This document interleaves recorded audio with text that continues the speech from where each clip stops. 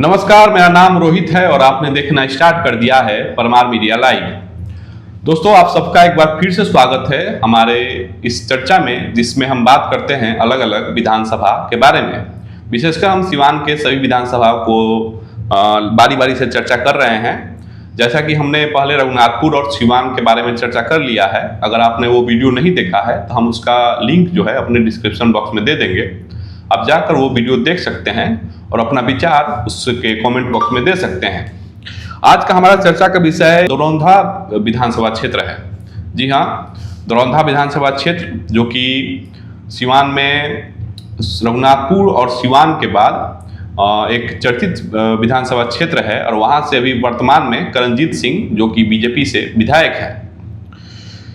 आज के इस चर्चा में हमारा साथ देने के लिए मौजूद हैं परमार मीडिया नेटवर्क के संपादक श्री नवीन सिंह परमार जी। नमस्कार सर। हम चर्चा को आगे बढ़ाएं तो इसके पहले मैं चाहता हूं कि अपने दर्शकों को मैं बता दूं 2020 का परिणाम उनके साथ मैं साझा कर देना चाहता हूं, जिससे कि चर्चा में हमारे दर्शक भी अपना मौजूदगी जो है महसूस कर पाए। तो अगर हम 2020 के विधानसभा चुनाव पर नजर डालते हैं तो 2020 में जैसा कि हम सबको पता है कि बीजेपी से करणजीत सिंह जीत कर आए थे और उन्हें 71,934 वोट मिले थे। अगर प्रतिशत में बात किया जाए तो 44.09% वोट उनको मिला था। और दूसरे नंबर पर थे अमरनाथ यादव जो कि CPIM से थे, उनको 60,614 वोट मिला था, जो कि प्रतिशत में आ जाता है 37.15%। तीसरे नंबर पर रोहित कुमार थे और ये इंडिपेंडेंट थे, उनको 10,299 वोट मिला था और प्रतिशत में 6.31% था। उसके बाद नोटा था। तो देखा जाए तो लड़ाई जो था वो 1 नंबर और 2 नंबर में ही था, यानी कि करणजीत सिंह और अमरनाथ यादव में था। तो अब 2025 आ गया है और इस बार भी दोनों प्रत्याशी मैदान में हैं और दोनों के अपने गठबंधनों ने उन पर भरोसा जताया है। जैसा कि बीजेपी से करणजीत सिंह को टिकट मिला है और CPIM से दोबारा से अमरनाथ यादव मैदान में है। तो सर, इस बार क्या लग रहा है कि इतिहास दोहराया जाएगा या कुछ परिवर्तन होने की उम्मीद आपको दिखाई दे रही है? नहीं रोहित, दरौंधा में परिवर्तन की कोई दूर दूर तक संभावना नहीं दिख रही है और एक तरह से इतिहास दोहराया जाएगा। उसमें थोड़ा सा संशोधन होगा। संशोधन ये होगा कि पिछले बार परिणाम जो रहा हो, लेकिन 3 प्रत्याशी पूरे दमखम से मैदान में उतरे थे। एक करणजीत सिंह और व्यास सिंह थे जो भाजपा के प्रत्याशी थे, उपचुनाव जीत करके विधायक बने थे 1 साल पहले, और उपचुनाव में उन्होंने उस क्षेत्र के जाने माने नेता, उस समय की वर्तमान सांसद कविता सिंह के पति अजय सिंह को उन्होंने चुनाव हराया था और बहुत ही बुरी तरह से हराया था। दूसरे नंबर पर भाकपा माले के कदावर नेता अमरनाथ यादव थे जो महागठबंधन के प्रत्याशी थे और दरौंधा में पहली बार आए थे लड़ने के लिए। ऐसे भी दरौंधा बहुत पुराना विधानसभा क्षेत्र नहीं है, 2010 में इसका गठन हुआ था, महाराजगंज और रघुनाथपुर के कुछ क्षेत्रों को काट करके। तीसरे नंबर पर जो उम्मीदवार थे रोहित कुमार, निक नेम उनका भोला जी है, वह थे तो नहीं, लेकिन उनको जो चुनाव लड़ाने वाले लोग थे वो 2 लोग बड़े लोग थे। जैसा कि रोहित कुमार सिंह आप जानते हैं कि वह पूर्व सांसद उमाशंकर बाबू के पुत्र हैं और उमाशंकर बाबू सिवान के राजनीति में बड़ा नाम है जी। उमाशंकर बाबू के बड़े पुत्र जितेंद्र स्वामी जी, उनका भी बड़ा नाम है। वह 2010 में भारतीय जनता पार्टी के टिकट से दरौंधा का चुनाव लड़ भी चुके थे, जिनको कविता सिंह ने चुनाव हराया था। वो अलग अलग पार्टियों से, कभी राजद से सांसद के प्रत्याशी रहे हैं महाराजगंज के। अभी जब हम वीडियो बना रहे हैं तो भारतीय जनता पार्टी में हैं, वापस आ गए हैं। चुनाव घोषणा के पूर्व तक वह किसी दूसरे पार्टी से टिकट का प्रयास कर रहे थे, महाराजगंज, दरौंदा और एकमा, जैसे सुनने में आ रहा था। टिकट उनको नहीं मिला तो फिर वो भारतीय जनता पार्टी में आ गए हैं। दूसरे रोहित कुमार के जो दूसरे बड़े सहयोगी थे जो चुनाव लड़ा रहे थे, वह अजय कुमार सिंह थे, जो स्वयं 1 साल पहले बुरी तरह से करणजीत सिंह से चुनाव हार गए थे। इन दोनों लोगों ने मिलकर रोहित कुमार को लड़ाया था। चुनाव अभियान की शुरुआत बड़े ही मजेदार ढंग से हुई थी।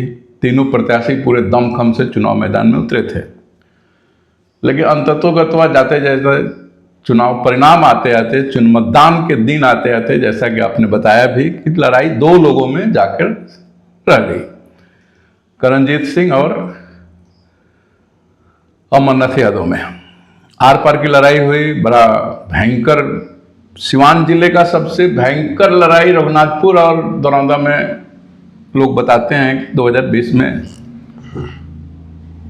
लड़ा गया था, और अंततोगत्वा करणजीत सिंह चुनाव जीते। इस बार भी कमोबेश वही स्थिति रहने वाली है।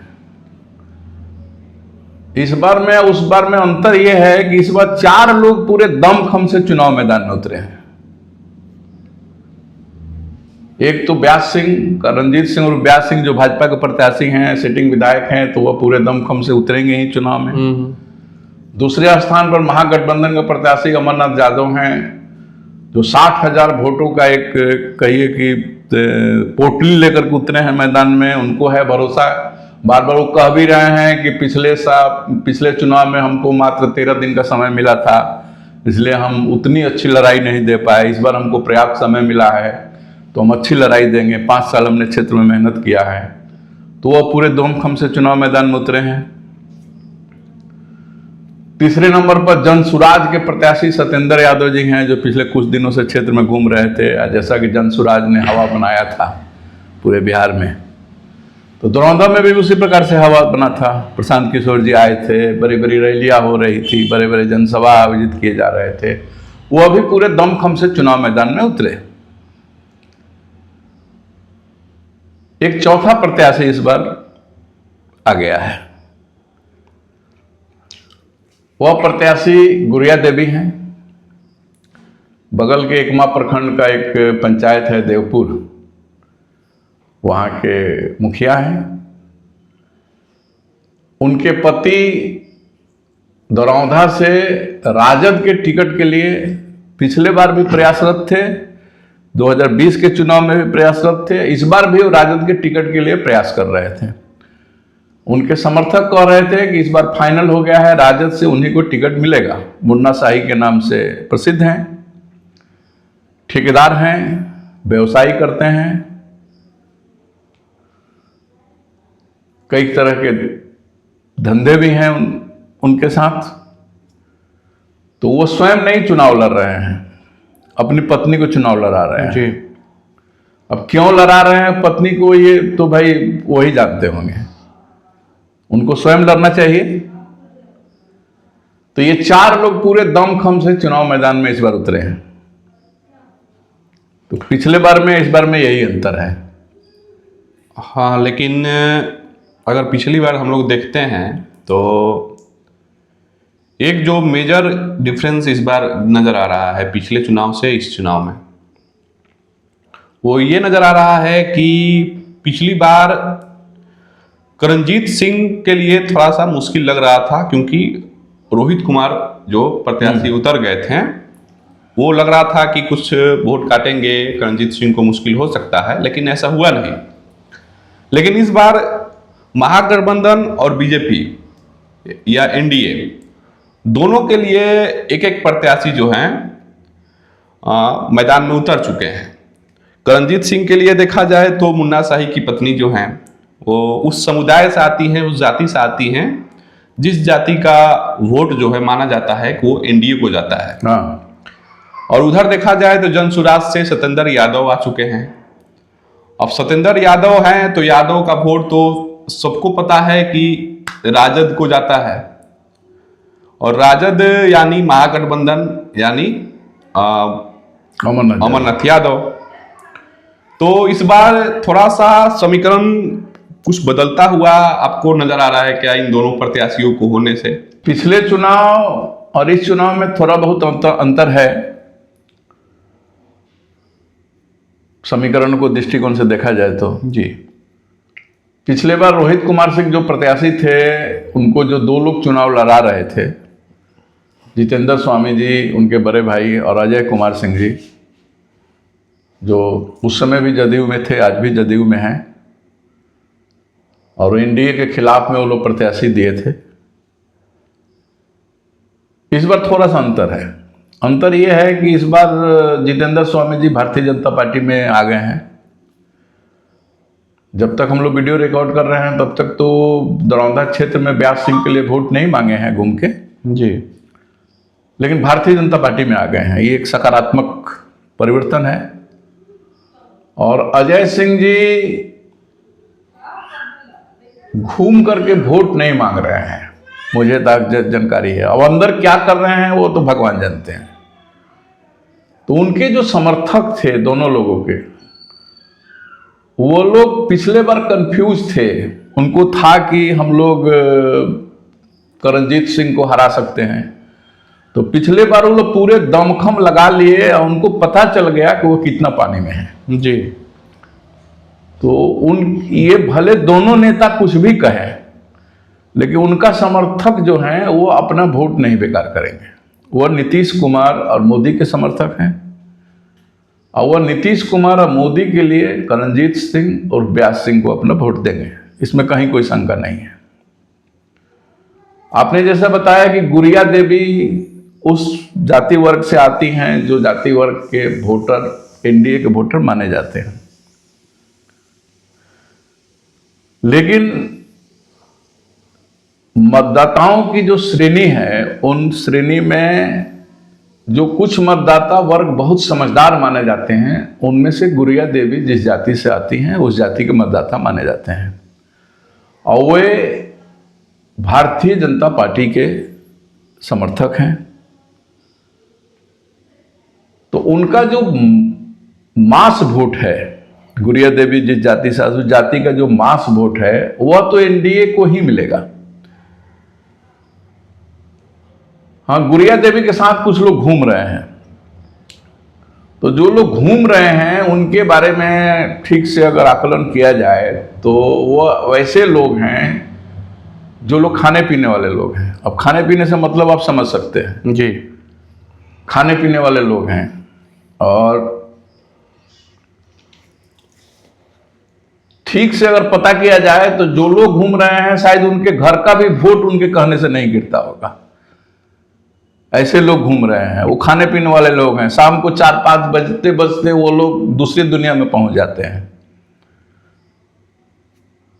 गुड़िया देवी के पति जो हैं मुन्ना शाही जी, उनका रिकॉर्ड भी कुछ इसी प्रकार का रहा है। उनके इर्द गिर्द जो लोग हैं वो लोग मतलब बड़े परंपरागत लोग हैं। वो अब हम अपने चैनल पर बहुत कुछ खुल के नहीं बोल सकते हैं, बाकी हमारे श्रोता समझदार हैं, वो समझते हैं। दरौंदा क्षेत्र के श्रोता भी जानते हैं, दरौंदा क्षेत्र के मतदाता भी जानते हैं कि मुन्ना शाही जी के आसपास में जो लोग रहते हैं वो कैसे लोग हैं। एक बात और मैं कहना चाहूंगा कि मुन्ना शाही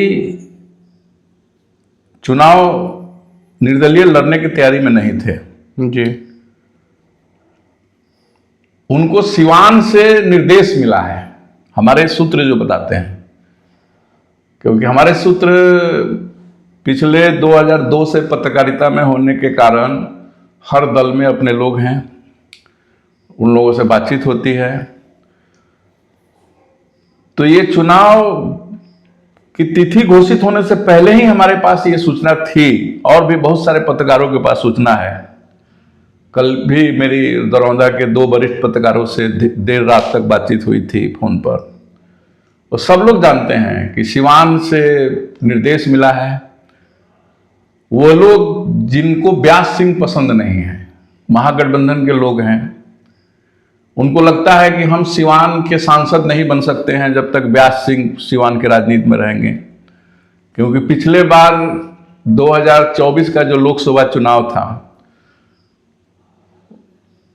और साहबुद्दीन की पत्नी हैना साहब के पूरे चुनाव अभियान को अगर किसी ने ब्रेक लगा दिया तो वो दरौंदा के विधायक व्यास सिंह थे। उन्होंने ऐसा ब्रेक लगाया कि सारा हवा जो हवा बन गया था कि हैना साहब चुनाव जीत रही हैं, वो अंतिम 4 दिन 5 दिन में वो सारा हवा बदल गया। राजपूत समाज साहब के साथ जा रहा है। उन्होंने रोक दिया। व्यास सिंह के चलते व्यास सिंह ने केवल दरौंदा को नहीं संभाला, व्यास सिंह रघुनाथपुर में लगातार दौरा किए, दरौली में दौरा किए, जीरादेई में दौरा किए, और उन्होंने वह जिसके बारे में अफवाह फैला दी गई थी कि पूरा का पूरा क्षत्रिय समाज हैना साहब के रथ टेम्पू पर सवार हो गया है, और व्यास सिंह वो सिंगल नेता थे जिनके चलते वह सारे सवार, अगर लोग सवार थे नहीं, हवा बनाया जा गया था।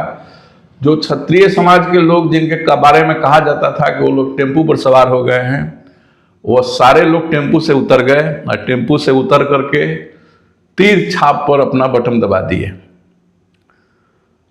दरौंदा में बड़ा जन समर्थन मिला जो व्यास सिंह का अपना विधानसभा क्षेत्र है। सारे 6 विधानसभा में सबसे ज्यादा वोट से विजय लक्ष्मी देवी जी लीड की थी दरौंदा से। तो हैना साहब और उनके इर्द गिर्द रहने वाले जो लोग हैं, ओसामा साहब और उनके इर्द गिर्द जो रहने वाले लोग हैं, उनको ये लगता है कि जब तक व्यास सिंह सिवान के राजनीति में है तो वो लोग सांसद नहीं बन सकते हैं। तो हम स्पष्ट रूप से ये कह सकते हैं अपने चैनल पर कि ऐसे लोगों के इशारे पर मुन्ना शाही चुनाव लड़ रहे हैं। मुन्ना शाही की सारी फंडिंग, मुन्ना शाही की सारी व्यवस्था वे लोग कर रहे हैं। दरौंदा की जनता, दरौंदा के मतदाता इस चीज को निश्चित रूप से समझ रहे हैं कि उनका वोट,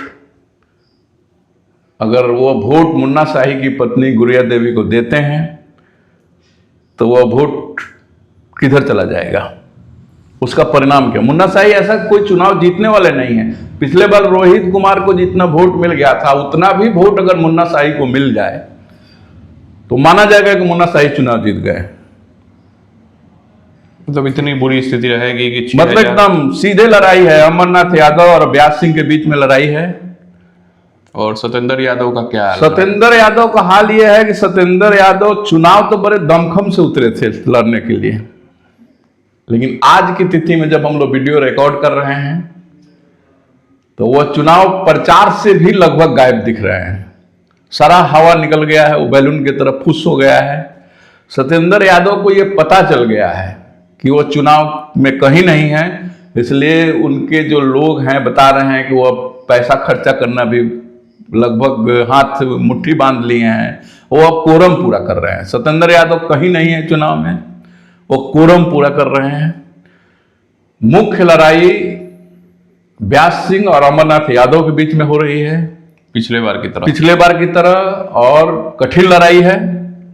मैं ये नहीं कहूंगा कि कौन जीत रहे हैं कौन हार रहे हैं, लेकिन लड़ाई व्यास सिंह और अमरनाथ यादव में हो रही है। मुन्ना शाही के पत्नी गुड़िया देवी को जो लोग भी वोट दे रहे हैं वो लोग, उनका वोट बेकार हो रहा है।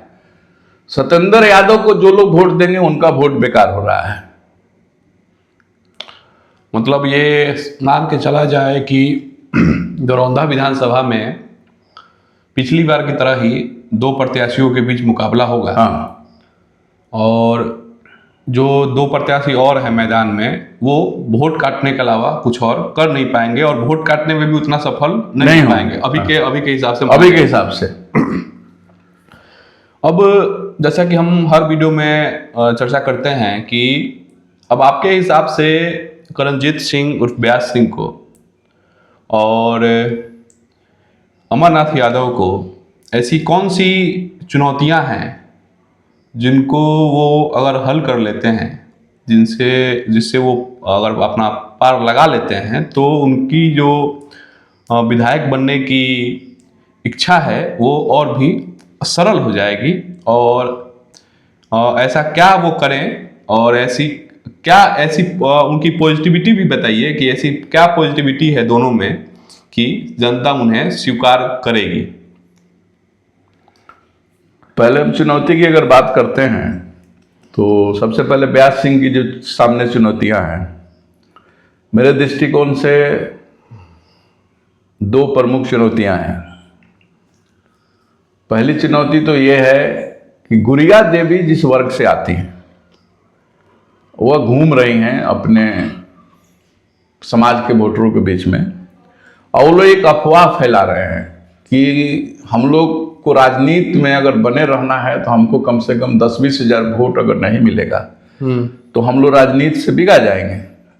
तो भविष्य में हम राजनीति में बने रहे, इसके लिए आप हमको वोट दीजिए। जब आप हमको 10,000 वोट दे दीजिएगा तब हम जाकर अगले बार किसी दूसरे दल से टिकट मांगने की स्थिति में रहेंगे।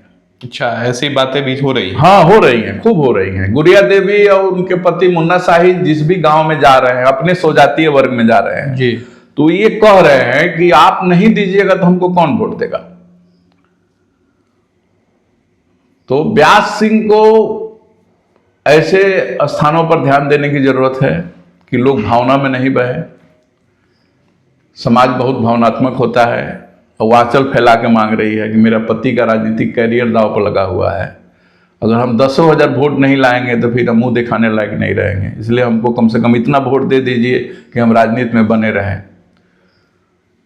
ऐसे व्यास सिंह के जो लोग हैं, व्यास सिंह के कार्यकर्ता हैं, उस समाज से आने वाले जो कार्यकर्ता हैं, बड़े ही सम्मानित समाज है, वो सभी लोग लगे हैं, वरिष्ठ लोग लगे हैं। क्षेत्र में दौरा कर में दिखाई दिया, लोग जा रहे हैं, अपने अपने लोगों को समझा रहे हैं कि गुड़िया देवी को वोट देने का अर्थ है कि हम मोदी जी के हाथ को कमज़ोर करेंगे, नीतीश कुमार के हाथ को कमज़ोर करेंगे। ये एक चुनौती है व्यास सिंह को इस पर अंतिम समय में। अब चुनाव प्रचार लगभग समाप्ति के दौर में पहुंच चुका है, तो इस पर ध्यान देना चाहिए। दूसरा, कुछ लोग नाराज हो गए थे व्यास सिंह से। कुछ लोगों की व्यक्तिगत महत्वाकांक्षाएं पूरी नहीं हुई थी, वो लोग नाराज हो गए थे। जैसे वीडियो में दिख रहा था, क्षेत्र में जाने में पता चलता है, ऐसे लोग जनसुराज के मंच पर चले गए थे। जनसुराज के साथ, जनसुराज आज की तिथि में तो चुनाव से बिका गया है, बाहर हो गया है। तो अपने लोग हैं व्यास सिंह जी को, व्यास सिंह के जो चुनाव देखने वाले लोग हैं, उन लोगों को चाहिए कि ऐसे लोगों के पास जाए, जाकर के कहें कि भाई हमसे अगर कोई गलती हुई है तो आप हमको मौका दीजिए। अपने लोगों को मनाना चाहिए। भाई अगर उठता है तो उसको जाके मना लेने में ही बहादुरी है। ये दो बड़ी चुनौतियां हैं। तीसरी चुनौती ये है कि व्यास सिंह को अपना वोट प्रतिशत बढ़ाना होगा।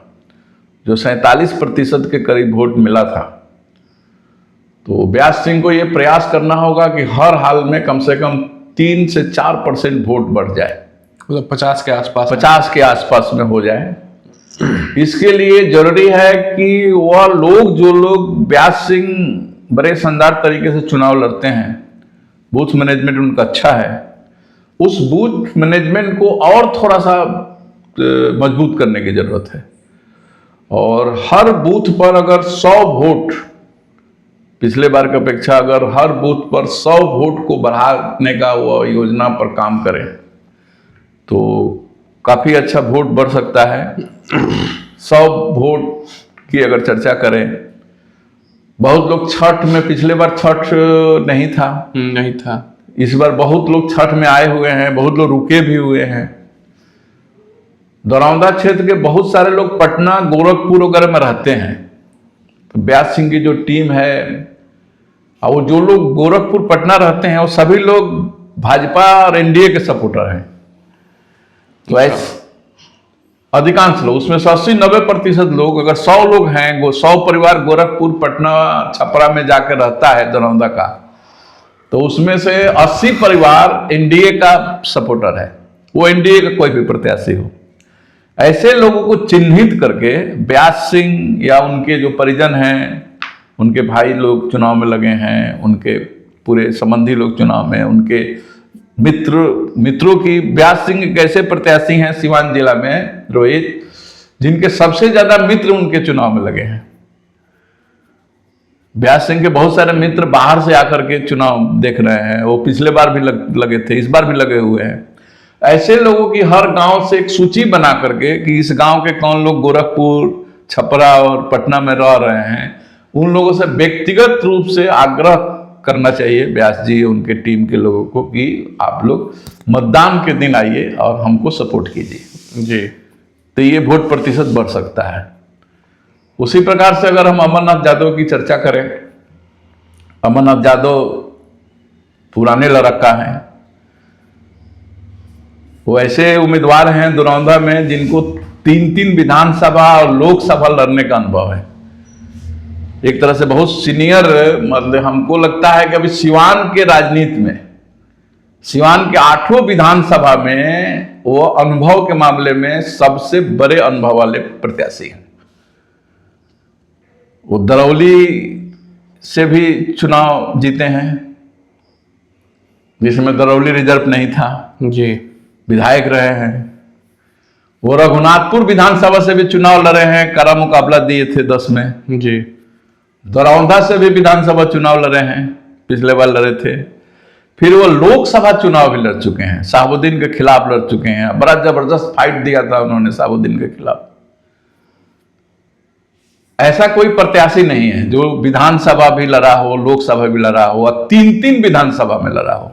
अवध भाई चौधरी तो लड़े हैं, लेकिन वो सिवान विधानसभा केवल लड़े हैं, लोकसभा लड़े हैं। इतने अलग अलग विधानसभा से नहीं लड़े। हाँ, बाकी वरिष्ठ लोग में और कोई दूसरा वरिष्ठ नहीं है जो विधायक रहा हो या फिर मतलब बहुत पुराना लड़का रहा हो। इस मामले में तो नहीं है। हाँ, अभी जो ऐसे लोग जिनको चुनाव लड़ने का मतलब बड़े लेवल पर, छोटे कोई नॉमिनेशन कर दिया 500-1000 वोट मिल गया वो अलग बात है। बड़े लेवल पर जिनको 25,000-50,000 वोट मिला हो, उसमें विधानसभा इस बार लड़ने वाले लोगों में अवध बिहारी जी हैं, अमरनाथ यादव जी हैं, व्यास सिंह जी हैं, देवेश कांत जी हैं, हेमनारायण शाह जी हैं। तो यही सारे लोग हैं। उसमें सबसे सीनियर हैं अगर अनुभव के मामले में कहा जाए तो जी, अमरनाथ यादव जी। तो उनका बूथ मैनेजमेंट बहुत अच्छा है, उनके साथ एक संगठित समूह है। भाकपा माले के कार्यकर्ता बड़े ही निष्ठावान होते हैं अपने नेता के प्रति, अपने संगठन के प्रति। तो वो अपनी चुनौतियों, अपनी कमजोरियों को समझ रहे हैं। मेरे दृष्टि से जो दिखता है, गुड़िया देवी के द्वारा, गुड़िया देवी के पति मुन्ना शाही के द्वारा कुछ वोट खरीदने का प्रयास होगा। अंतिम जो 1-2 दिनों का समय रहेगा, तो वह वोट जो खरीदने का प्रयास होगा उसमें वो दोनों पक्षों का वोट खरीदने का प्रयास करेंगे। एनडीए के भी पक्षों का वोट खरीदने का प्रयास करेंगे और महागठबंधन के पक्षों के वोट को भी खरीदने का प्रयास करेंगे। अभी से हमारी जानकारी के अनुसार अभी से कुछ गांवों को उन्होंने, कुछ बूथों को टारगेट बनाया है जहां 200, 400, 500 वोट खरीदने का दे करके वो कोई प्रलोभन दे सकते हैं, धन दे सकते हैं, कुछ ना कुछ खरीदने का, मतलब उसको खरीदना ही कहेंगे। उसमें अमरनाथ यादव के जो वोटर हैं वो भी उनके टारगेट में हैं और व्यास जी के भी वोटर टारगेट में हैं। तो अमरनाथ यादव को सतर्क रहना होगा कि भाई वोटर बिके नहीं। यही दोनों लोगों की सामने मुझे लगता है कि प्रमुख चुनौतियां हैं। मेरिट दोनों लोगों का जो आप पूछे तो मेरिट दोनों लोगों में कुछ मेरिट बहुत सामान्य है। दोनों लोग संगठन प्रधान पार्टी के प्रत्याशी हैं। व्यास सिंह जी भी भारतीय जनता पार्टी के प्रत्याशी हैं, बाल्यकाल के संघ के स्वयंसेवक हैं, विद्यार्थी परिषद के लिए भी उन्होंने काम किया है। यानी संगठन तो मजबूत है ही उनका, संगठन में वर्षों काम करने का अनुभव है। ठीक यही बात अमरनाथ यादव जी पर भी लागू होती है। अमरनाथ यादव जी भी बड़े ही मजबूत संगठन के कार्यकर्ता हैं और जमीन पर काम करने का अमरनाथ यादव जी का वर्षों का अनुभव है। इन बातों को अगर देखा जाए तो दोनों लोग जनता से जुड़े प्रत्याशी हैं। इन दोनों लोगों की मेरिट है। अब ये अपने कार्यकर्ताओं को, अपने समर्थकों को 6 तारीख को कितना निकाल पाते हैं, ये तो भविष्य के गर्भ में छिपा है। हमारी शुभकामना है बेहतर हो चुनाव, दरौंधा का चुनाव अच्छा हो,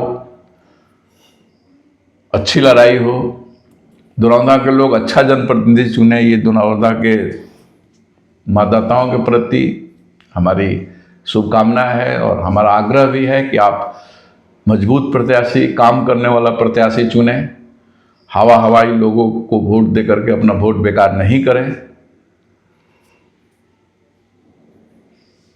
मुझे लगता है कि यही चुनौतियां और यही मेरिट है दोनों प्रत्याशियों के बीच में। तो इस वीडियो को, इस चर्चा को अब हम यहीं समाप्त कर रहे हैं और वीडियो के अंत में हमारे इस चर्चा का अगर यूँ कहें कि परिणाम जो है वो यूँ निकलता नज़र आ रहा है कि दरौंधा विधानसभा में 2 प्रत्याशी बहुत मजबूत दिख रहे हैं। एक तो वर्तमान विधायक जो हैं करणजीत सिंह उर्फ व्यास सिंह जी, और दूसरे अमरनाथ यादव जी। बाकी इनके अलावा कोई तीसरा चौथा प्रत्याशी ऐसा कोई नहीं दिख रहा है जो कि लड़ाई में हो। और ये दोनों प्रत्याशी काफ़ी मजबूत दिखाई दे रहे हैं और लड़ाई बहुत ही शानदार होने जा रही है दरौंधा विधानसभा क्षेत्र में। अब अमरनाथ यादव के पास एक लंबा अनुभव है राजनीति का, तो व्यास सिंह जी के पास वो युवा हैं, उनके पास एक ऊर्जा है और 2 बार से वो विधायक रह चुके हैं। नहीं, व्यास सिंह के पास भी अनुभव की कमी नहीं है। व्यास सिंह भी 2 बार सिवान जैसे प्रतिष्ठित नगर परिषद के उप सभापति रहे हैं जी। और राजनीतिक अनुभव के दृष्टिकोण से देखा जाए तो दोनों लोगों के पास समान अनुभव है। दोनों लोग संगठन के लिए काम किए हैं। जैसे अमरनाथ यादव जी भाकपा माले के जमीनी स्तर के कार्यकर्ता हैं, व्यास सिंह जी संघ के शाखा से लेकर के विद्यार्थी परिषद के कार्यक्रमों तक और भारतीय जनता पार्टी की, मतलब दोनों लोगों के पास अनुभव की कमी नहीं है। तो कुल मिलाकर देखा जाए तो दोनों प्रत्याशी जो हैं, एक तरफ हैं श्री करणजीत सिंह जी व्यास सिंह जी और दूसरे तरफ है अमरनाथ यादव जी। तो दोनों लोग बहुत ही बेहतरीन प्रत्याशी हैं। दोनों लोग समाज से जुड़े हुए हैं, दोनों लोग धरातल से जुड़े हुए हैं और दोनों लोगों के पास अपना एक मजबूत जनाधार है, जैसा कि हमको पिछले चुनाव में देखने को मिला भी था। हार जीत एक अलग बात है, लेकिन अभी हम जब वीडियो बना रहे हैं, आज 1 तारीख है, 1 नवंबर है और 6 तारीख को वोटिंग है, तो अभी तक हमारे दृष्टिकोण से लड़ाई जो है बहुत ही कड़ा मुकाबला देखने को मिल रहा है। और इनके अलावा जो 2 प्रत्याशी हैं, एक जन सुराज के सत्येंद्र यादव हैं जो कि अब दिखाई नहीं दे रहे हैं, उनका प्रचार प्रसार भी लगभग समाप्ति की ओर है। वो तो छोड़िए, उनके नेता जो हैं प्रशांत किशोर, वो भी नहीं दिखाई दे रहे हैं। पता नहीं चुनाव के पहले कहाँ इतना जोर शोर से लगे हुए थे और चुनाव जैसे ही घोषणा हुआ उसके बाद वो गायब से हो गए हैं। और चौथे प्रत्याशी जो निर्दलीय हैं, मुन्ना शाही की पत्नी जो हैं गुड़िया देवी, वो भी लगी हुई हैं, लेकिन वो 2-4 हज़ार 5 हज़ार वोट काटने के अलावा कुछ कर नहीं पाएंगी, ऐसा हमें लग रहा है। बाकी भविष्य में क्या होगा ये तो भविष्य की बात है। लेकिन अमरनाथ यादव और व्यास सिंह यानी कि करणजीत सिंह के बीच कड़ा मुकाबला है पिछली बार की तरह।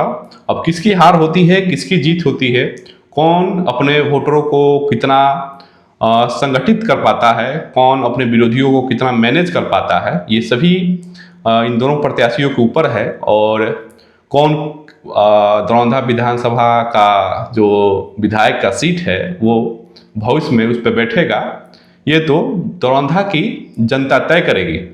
हमारा अभी मानना है कि दोनों प्रत्याशी मजबूत हैं, दोनों प्रत्याशी समाज से जुड़े हुए हैं और दोनों प्रत्याशी धरातल पे काम करने वाले हैं। बाकी आपको क्या लगता है, आप इस वीडियो के कमेंट बॉक्स में हमें बता सकते हैं।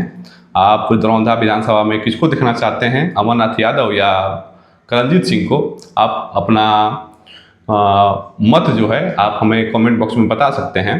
अगर आप चाहते हैं कि हम आपकी बातों को अपने वीडियो में रखें तो आप हमें व्हाट्सएप नंबर के थ्रू भी अपना बात भेज सकते हैं। हम आपकी बातों को ज़रूर अपने वीडियो में रखने का प्रयास करेंगे। फिर मिलते हैं आपसे अगले किसी और वीडियो में। किसी और विधानसभा के चर्चा को लेकर। तब तक के लिए अपना ध्यान रखिए। मेरा नाम रोहित है और आप देख रहे थे परमार मीडिया लाइव। जहाँ भी रहिए स्वस्थ रहिए, मस्त रहिए। जय हिंद, जय श्री राम। नमस्कार।